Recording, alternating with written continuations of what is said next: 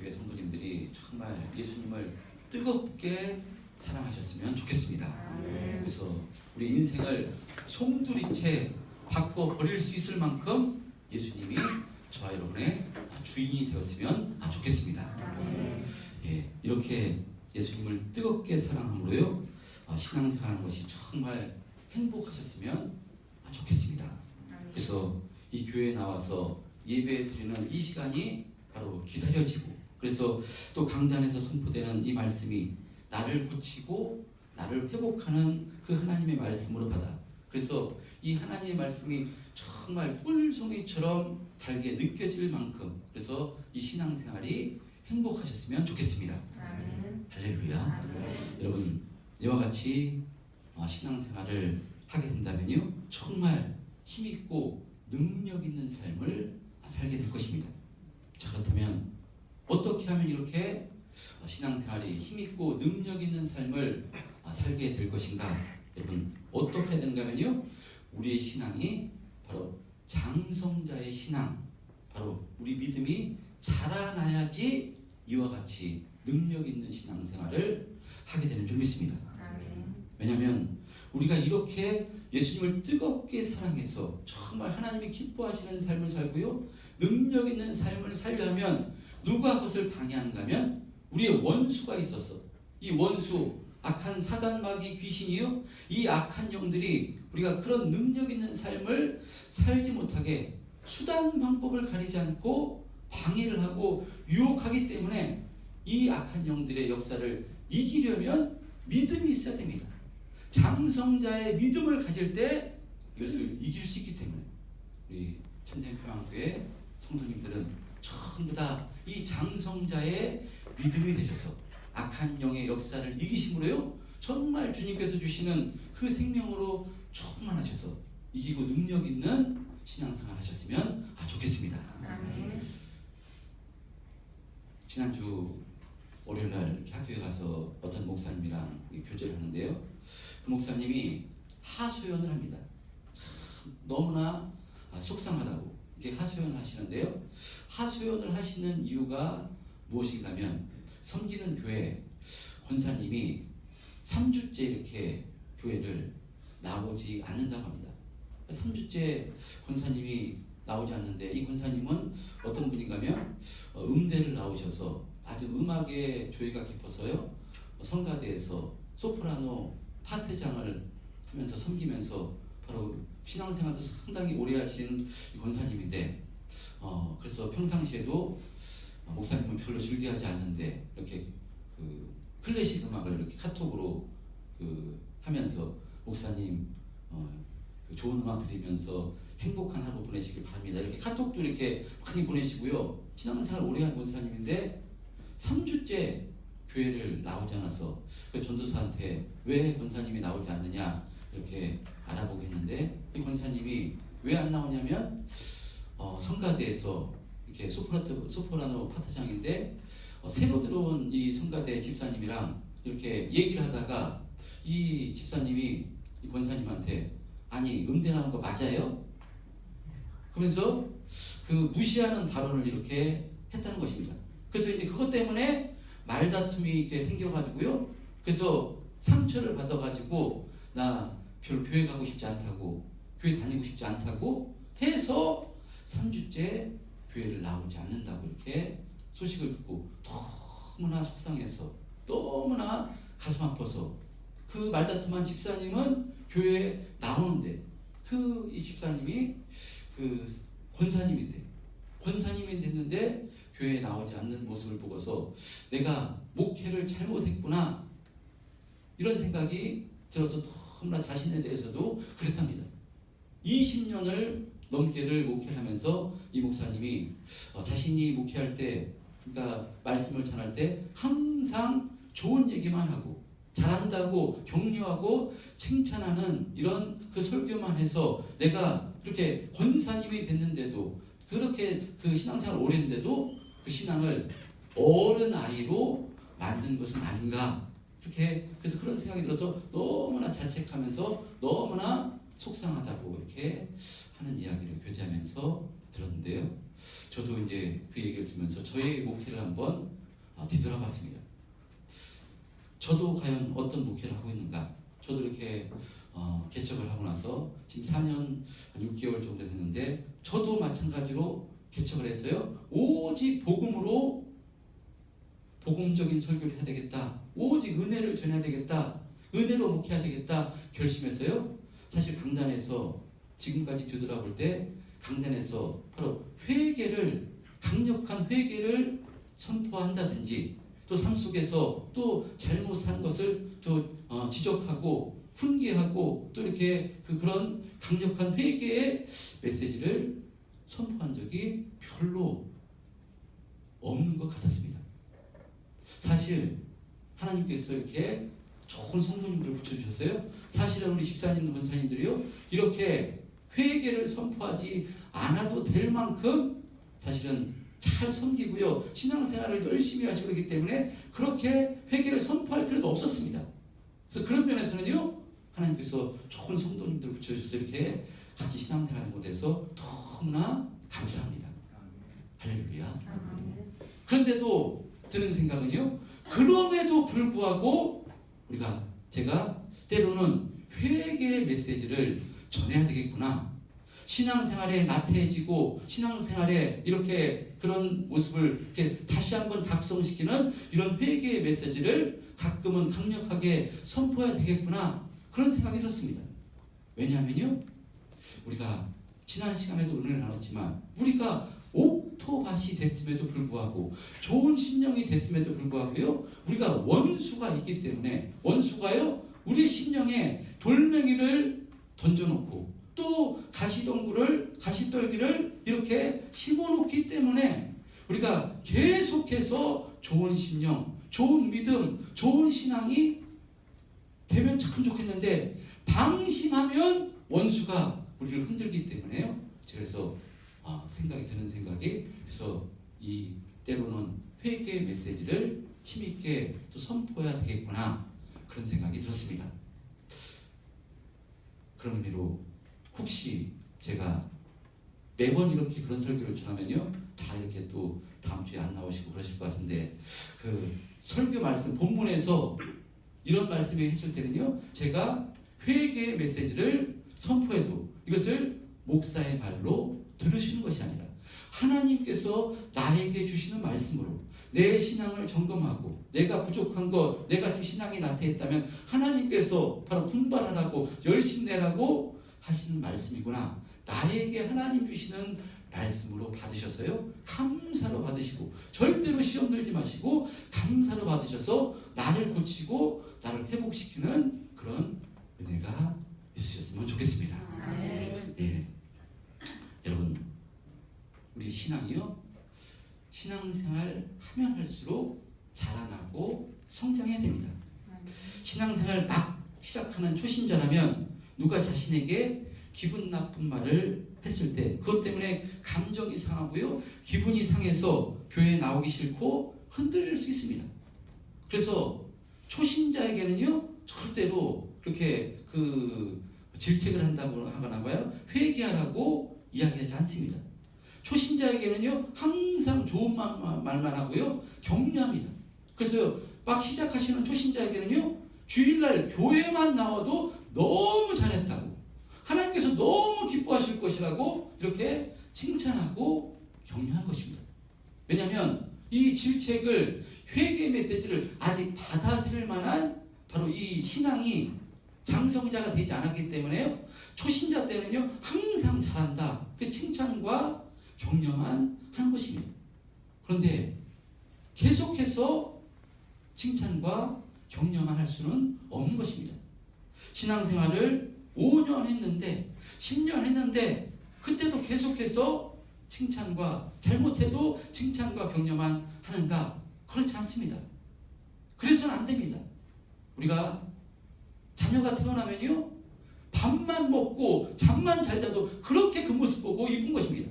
아무것도 안 해도 태어나면 그 모습으로 너무나 이쁘고 사랑스럽습니다. 근데 8살이 되고 7살이 돼서 학교 갈 때가 학교가 다녀야 되는데 학교 가라고 다 부모님이 공책 사주고 다 이렇게 준비해서 보내는데 나 학교 가기 싫다고. 아침 일찍 일어나니까 학교 가기 싫다고. 학교 가면 선생님 숙제 많이 내준다고. 나도 숙제하기 싫다고. 나 게임이나 하고 그냥 학교 가기 싫다고. 그러면요 부모가 어떻게 하겠습니까? 그 모습 보고 잘했다. 괜찮아. 그래 학교 가지 마. 안 해도 괜찮아. 그런 부모는 없는 것입니다. 그럴 때 어떻게 하냐면 그래 그 숙제 안 해도 되니까 학교는 가라. 그래서 학교는 가야지. 이렇게 또 얘기하고요. 또 당근도 줘야 되지만요. 무엇 해야 되는가 하면요. 학교 가지 않으려는 그 마음을 고치기 위해서 따끔하게 때때로는요. 혼도 내는 것이고 우리가 그렇게 살면 내 자식이 바른 자식으로 나가지 못하기 때문에 그런 말만 할 수는 없는 것입니다. 이런 자식으로 그냥 내버려 두면요. 하기 싶은 대로 내버려 두면 30살이 돼도 40살이 된데도 만약에 자기 마음에 들지 않으면 부모한테도 막 해보는 것이고 그래서 개망나니가 되는 것입니다. 그래서 요즘 보면 아이들이 하나 둘 해가지고요. 그래서 지금 세상이요. 부모가 막 자식이 부모를 막 해하는 언론에서 이런 것을 많이 보게 됩니다. 여러분 우리가 자식을 그렇게 키울 수 없듯이 우리의 신앙생활도 마찬가지인 줄 믿습니다. 신앙의 초신자 때는 우리가 정말 부족하고 연약해도요 칭찬하고 격려하고 계속할 수 있지만 내 신앙이 5년이 되고 10년이 됐으면요 그만큼 자라나야 되는 줄 믿습니다. 자라날 때 여러분 어린아이 때 그 기쁨보다도요 자라나서 지금까지 내가 섬김을 받았다면 나를 섬겨주고 나를 이렇게 도와줬던 그 사람 저 믿음의 선배들이 있다면요 이제 내가 자라나서 지금 신앙의 어린아이들을 새로 초신자들을 섬겨주고 이렇게 또 격려하고 이렇게 섬겨줄 때요 그 기쁨도 말할 수가 없는 것입니다. 신앙의 어린아이로만 머물러 있으면 이 기쁨과 이 감사는 맛볼 수 없는 기쁨입니다. 그렇기 때문에 우리의 신앙이 날마다 자라나고 성장하기를 힘써야 되는 줄 믿습니다. 여러분 이것이 무엇인가 하면요 지난 시간에 은혜를 나눴던 우리가 좋은 땅이 되기를 힘쓰는 것입니다. 좋은 땅이 되기 위해서 내 심령을 하나님의 말씀 앞에 하나님 말씀이 나에게 주시니까 그 말씀을 가지고 내 심령을 갈아엎어서 내가 하나님 뜻대로 기뻐하신 뜻대로 장성자의 신앙으로 자라나게 하지 못하는 이 돌멩이들을 이 가시떨기들을 날마다 걷어내야 됩니다. 걷어내서 내 심령이 좋은 심령이 되었을 때 우리의 신앙이 30배, 60배, 100배로 자라나게 될 때 정말 하나님께서 주시는 그 은혜를 맛보게 되고요. 신앙생활이 너무나 기쁘고 감사하고요. 참으로 신앙생활하는 것이 보람이 있고요. 바로 이렇게 이런 믿음, 이런 신앙이 되는 줄 믿습니다. 저는 우리 참된 평안교회 성도님들이요. 바로 신앙생활 하면 할수록 이렇게 신앙이 믿음이 자라나셔서 정말 세상이 줄 수 없는 그 기쁨과 감사가 바로 감사를 맛보며 정말 힘있게 신앙생활했으면 좋겠습니다. 예. 자, 오늘 지난 말씀이 이 비유의 말씀이었다면 오늘 이 본문의 말씀은요. 오늘도 예수님께서 비유로 말씀하시는데요. 등불의 비유로 이렇게 말씀하십니다. 이렇게 마가복음 4장의 본문에 보면 지난 시간에 4가지 땅에 떨어진 씨 비유, 또 오늘 본문에 등불의 비유, 또 다음 시간에 나눠볼 자라나는 씨 비유, 겨자 씨 비유, 이렇게 계속해서 비유로 예수님께서 말씀하십니다. 비유로 말씀하시는 이유가 무엇인가? 여러분, 이중적 의미가 있습니다. 비유로 말씀하시는 이유, 예수님을 믿고 따르는 자에게는요, 이 비유를 통해서 영적 진리를 더 풍성하게 분명하게 깨달아서 바로 알기 쉽게 해주시기 위해서 비유로 말씀하시는 것이고요. 그러나 또 예수님을 대적하는 이들에게는요, 영적 진리를 감추기 위해서 비유로 이렇게 말씀하십니다. 지금 예수님 앞에 큰 무리가 몰려들 때 그 무리에게 주시는 말씀이 바로 이 말씀인데요. 그 무리 가운데는 예수님을 사모해서 온 무리도 있었지만 바리새인 서기관과 같이 예수님을 해하려고 호시탐탐 노리고 있는 바로 이들도 있었습니다. 자, 그래서 예수님께서 비유로 말씀하시는데요. 지난 시간 마가복음 4장 11절 12절에 보면요, 예수님께서 비유로 말씀하시는 이유를 이렇게 말씀하시는데요. 우리 시작. 이르시되 하나님 나라의 비밀을 너희에게 주셨으나 너희에게는 모든 것을 비유로 하나니 이는 그들로 보기는 보아도 알지 못하며 듣기는 들어도 깨닫지 못하게 하여 돌이켜 죄 사함을 얻지 못하게 하려 함이라 하시고. 예, 이렇게 이 비유로 말씀하시는 이유요. 예수님을 이렇게 방해하는 자들, 이렇게 박해하는 자들, 해하려 하는 자들에게는요, 그들로 보기는 보아도 알지 못하며 듣기는 들어도 깨닫지 못하게 하여 돌이켜 죄 사함을 얻지 못하게 하려 함이라, 이렇게 말씀합니다. 그러니까요, 여러분, 은혜가 무엇이겠습니까? 하나님의 말씀, 이 비유의 말씀을 들었을 때 이 말씀이 깨달아지는 것이 참으로 은혜고 능력인 줄 믿습니다. 이것은 성령 받은 사람만이 이것을 깨달을 수 있는 것이니까 저와 여러분이 참으로 은혜를 받은 사람인 줄 믿습니다. 그런 의미로 오늘 이 본문의 말씀도, 이 등불의 비유의 말씀도 우리가 하나님께서 우리 각자에게 주시는 말씀으로 받아 그 말씀에 이렇게 달을 비추어 하나님께 불순종한 것이 있다면 바로 순종하시는 은혜 있으시길 바라고요. 나를 회복시키는 말씀으로 받으시기를 바랍니다. 자, 예수님께서 우리들에게 이와 같이 오늘 본문에 보면요, 등불의 비유를 통해서 말씀하시는데요, 21절에 이렇게 질문하십니다. 21절 시작. 또 그들에게 이르시되 사람이 등불을 가져오는 것은 말 아래나 평상 아래에 두려함이냐 등경 위에 두려함이냐. 예수님께서 이렇게 질문하시는데 너무나 알아듣기 쉽게 예수님께서 비유로 말씀하실 때는요, 어떤 비유, 삶 속에서 우리가 너무나 잘 아는 비유를 이렇게 지난 시간에는 4가지 땅에 떨어진 비유는 농사의 비유라면 이것은 이 당시에 전기가 없었으니까요, 그 방 안에 불을 밝히려면 등불을 이렇게 사용해서 방을 밝혔습니다. 그러면 이 등불을 가져오는 이유가 무엇이냐고 이렇게 묻는 것입니다. 이 등불을 가져와서 말 아래에 두려고 가져오는 것이냐, 평상 아래에 두려고 가져오는 것이냐, 아니면 등경 위에 두려고 가져오는 것이냐 묻는 것입니다. 물어볼 것도 없고 당연하게 우리가 알 수 있는 말씀입니다. 등불을 가져오는 것은요, 등경 위에, 그러니까 등불을 올려놓는 받침대, 그 받침대에 올려놔서 방을 환하게 밝히려고 등불을 가져오는 것입니다. 근데 등불을 가져와 가지고 말 아래나, 말은 잘 아시듯이 한 말 두 말 하듯이 곡식을 세는 그릇인데요, 이 그릇 속에 그릇에 감춰놓으려고 등불을 가져오는 사람은 없을 것입니다. 등불이 밝혀야 되는데 밝힐 수가 없기 때문에, 또 평상 아래에 두면 등불을 밝힐 수가 없기 때문에 그런데 갖추려고 등불을 가져오는 사람은 없습니다. 등불을 가져오는 이유는 무엇인가 하면요, 바로 이 등잔대 위에 둬서, 등경 위에 둬서 방을 환히 밝히려고 가져오는 것이 아니냐라고 이렇게 말씀하십니다.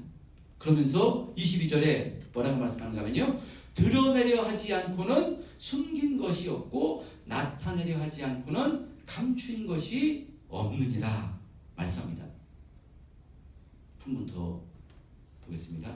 시작. 드러내지 하지 않고는 숨긴 것이 없고 나타내려 하지 않고는 감추인 것이 없느니라. 무슨 뜻인지 알겠습니까? 한글도 어렵습니다. 한글도 이렇게 어려운데, 영어는 말할 것도 없는데 한글이 이렇게 어려워서, 그래서 이 말씀은요, 무슨 말씀인가 하면요, 때가 되면 바로 이 감추어진 것, 숨긴 것들이 반드시 드러나게 된다는 말씀인데, 제가 가지고 있는 성경은 평행 구절이 이렇게 기록되어 있는데, 성경마다 이 비슷한 평행 구절, 비슷한 말씀이 기록되어 있는 것도 있고 기록되지 않는 성경도 있는데요, 뭐라고 이렇게 기록되어 있는가 하면 이 말씀이요. 평행 구절이 마태복음 10장 26절이라고 이렇게 제 성경에 기록되어 있는데 마태복음 10장 26절에 보면 좀 더 쉽게 이해하게 말씀하는데요. 시작. 제자들이 매우 놀라 서로 말하되 그런즉 누가 구원을 얻을 수 있는가 하니 예수께서 그들을 이 말씀이 아닌데 마태복음 제가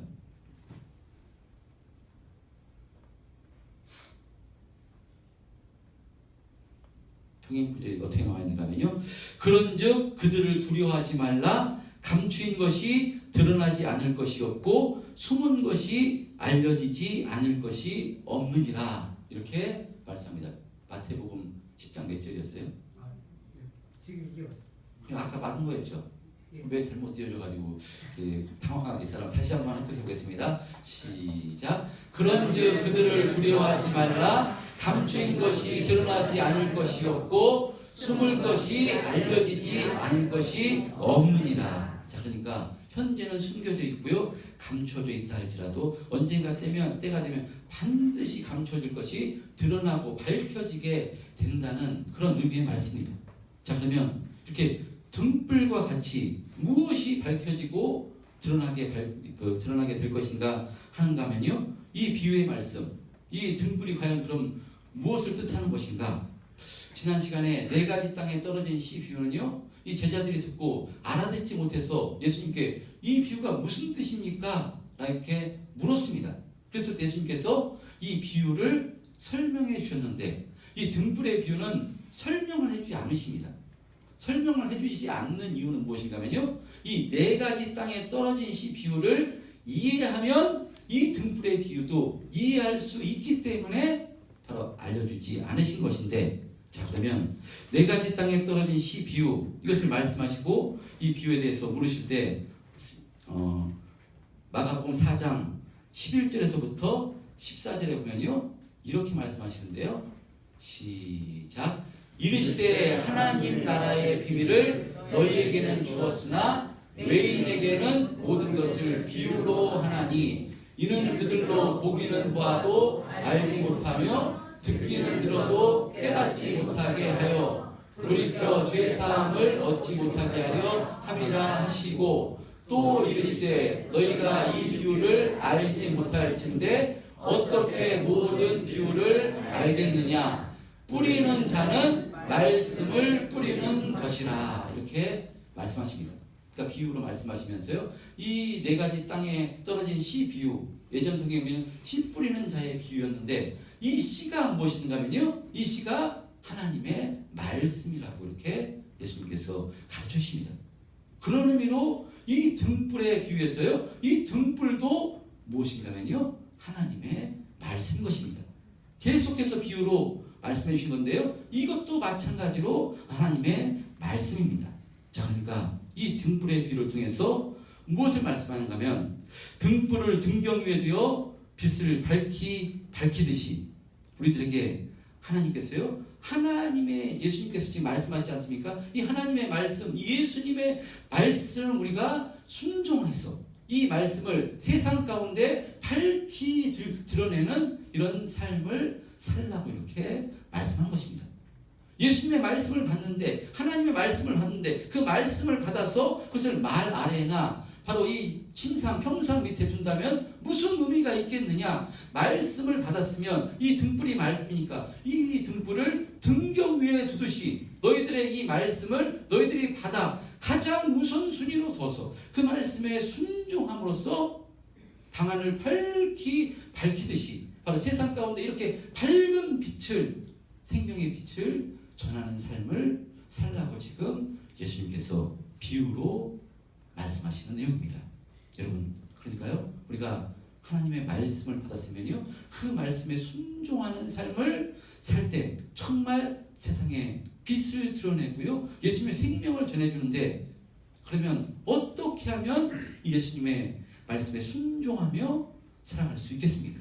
그것은요, 그 어떤 것보다도 이 하나님의 말씀을 우리 인생의 삶에 가장 우선순위로 둘 때, 할렐루야, 그 말씀에 순종할 수 있는 것입니다. 지난 시간 4가지 땅에 떨어진 씨 비유와 연결되는 말씀입니다. 땅이 말씀이 떨어지는데 말씀의 열매 30배, 60배, 100배의 결실을 맺게 되면 좋은 땅이 되어야 됩니다. 좋은 땅이 되어야 되는데 왜 좋은 땅이 되지 못하는가? 내 안에 내 심령에 돌멩이가 들어가 있기 때문에, 가시떨기가 들어가 있기 때문에. 그러니까요, 이 돌멩이는 무엇이라고 말씀하는가 하면요, 이 돌멩이가 있기 때문에 뿌리를 내리지 못해서 삶 속에서 환난이나 어려움이 있으면요 금방 넘어져 버린다고 이렇게 예수님께서 비유로 말씀하셨습니다. 비유를 해석해 주셨습니다. 그러니까 내 안에서 말씀, 하나님 말씀이 우선되지 못하게 하는 내 자아와 내 생각과 하나님 말씀을 가장 우선순위로 둬야 되는데, 하나님 말씀보다 내 경험과 내 생각과 내 이론과 이것이 우선되면요 하나님 말씀이 그 사람을 주장하지 못하게 됩니다. 하나님의 말씀이 그 사람을 주장해야지 능력이 일어나는 것이고 열매가 되는 것인데, 그 하나님의 말씀을 순종하지 못하게, 결실하지 못하게 하는 것을, 그러니까 다 걷어내고 없애버리라고, 날마다 그것을 바로 나의 말씀을 통해서 뒤집어서 없애버리라고 말씀하는 이유가 지난 말씀과 이 말씀이 이어지는 말씀입니다. 우리 삶의 가장 우선순위가요 무엇인가? 하나님의 말씀이 돼야 됩니다. 주님이 돼야 됩니다. 그럴 때 정말 우리가 결실할 수 있는 삶을 살 수 있는 것이고요, 등경을 가져왔으면, 등불을 가져왔으면 어디다 둬야 됩니까? 바로 가장 우선순위 어디다 둬야 되냐면요, 바로 이 등경 위에 두듯이 말씀을 받았으면 그 말씀이 나에게 가장 내 삶 속에서 우선순위로 줄 때 그 말씀에 순종할 수 있는 것이지, 그 말씀이, 하나님 말씀이 두 번째가 되고 세 번째가 되면 순종할 수 없는 것입니다. 내가 평안하고 아무 문제가 없고 그러면 때로 순종할 수 있지만, 내가 도저히 이해할 수 없는 상황이나 내가 너무나 힘든 상황에 놓이게 되면요 순종하지 못하게 됩니다. 그것은요 하나님 말씀대로 사는 것이 아니라 내 생각, 내 뜻대로 살아가는 것이고요. 그래서 그럴 때 은혜와 능력이 일어나지 않음을 성경은 말씀합니다. 그래서 시편 기자는요, 주의 말씀은 내 발의 등이요 내 길에 빛이니이다 라고 이렇게 선포했습니다. 여러분, 그러니까 이 하나님의 말씀만이 우리가 어디서 오고 어디로 가는 것인지, 이 하나님의 말씀을 통해서 우리가 깨닫는 것입니다. 영원한 생명, 영원한 축복이 무엇으로 말미암는 것인가? 다른 어떤 것으로도 알 수 없습니다. 하나님 말씀으로 우리가 깨달아 알게 된 것입니다. 하나님 말씀, 그래서요 말씀이 육신으로 되어 오신 예수님께서 뭐라고 말씀하는가 하면요, 요한복음 8장 12절에 나는 세상의 빛이니 나를 따르는 자는 어둠에 다니지 아니하고 생명의 빛을 얻으리라, 이렇게 말씀하십니다. 그러니까 말씀이 육신으로 오신 진리신 예수님께서 친히, 예수님께서 내가 빛이라고 말씀하는 것입니다.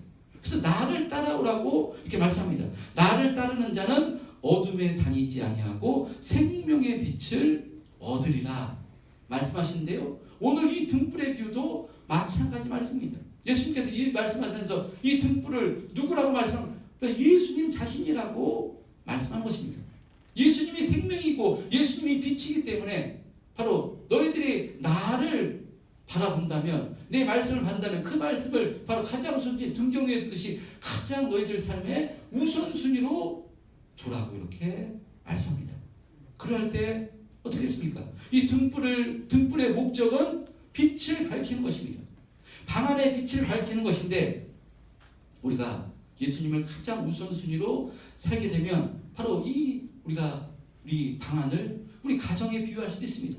예수님을 가장 우선순위로 두고 예수님 말씀대로 순종하는 삶을 살 때 우리 가정에 빛을 발할 수 있는 그런 은혜가 주어지는 것이고요. 또 내가 있는 곳, 내가 가는 곳, 이 세상 가운데, 직장 가운데 예수님 말씀에 순종하는 삶을 살아갈 때 이와 같이 예수님의 빛과 생명을 증거하는 이런 복된 삶을 살게 되는 것임을 바로 이 비유를 통해서 예수님께서 말씀한 것입니다. 할렐루야. 그러니까 최고로 복은 뭐냐? 바로 예수님 주시는 이 말씀대로 살아가는 것이 최고의 복인 것이고요. 날마다 예수님을 의지하며 예수님 무엇을 기뻐하시는가, 예수님 무엇을 원하시는가, 우리가 하나님 말씀을 통해서, 주님 말씀을 통해서 이것을 깨달아 주님 뜻대로 살아가려고 힘쓰고 애쓰는 것, 이것이 최고의 복임을 예수님께서 말씀하는 것입니다. 할렐루야.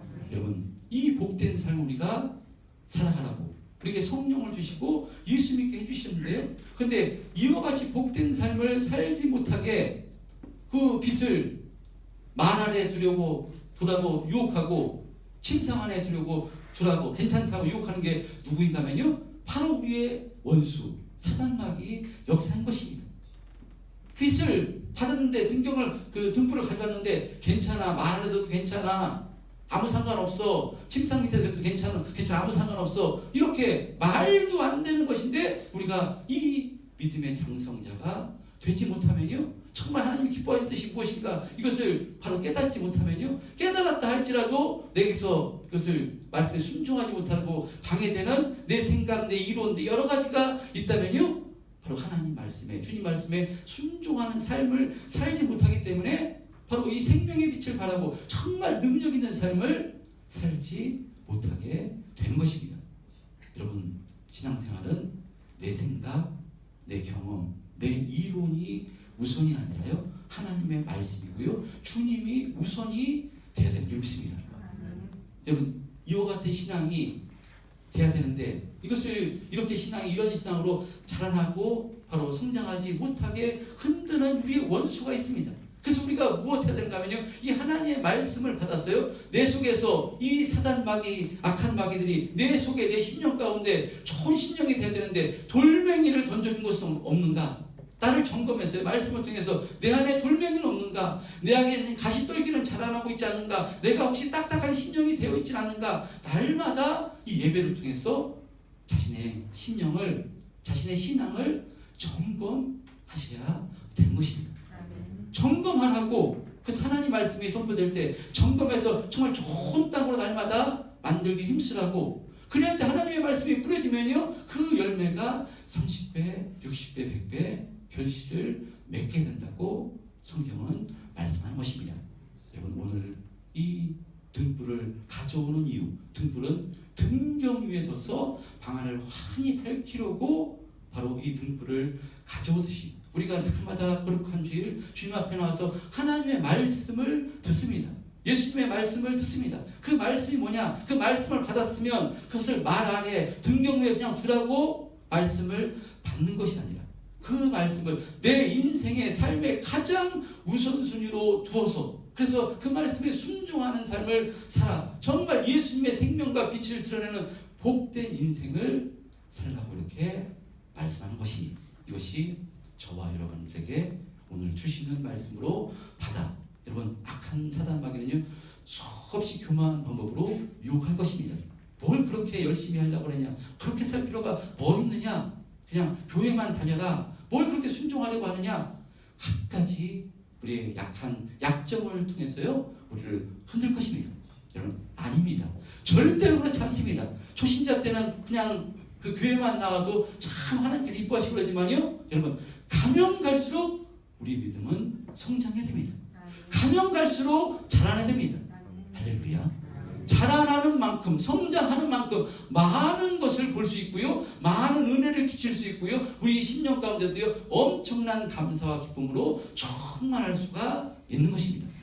여러분, 이 신앙생활 매번 승리할 수는 없습니다. 악한 마귀가 있기 때문에요, 넘어지고 쓰러질 수도 있습니다.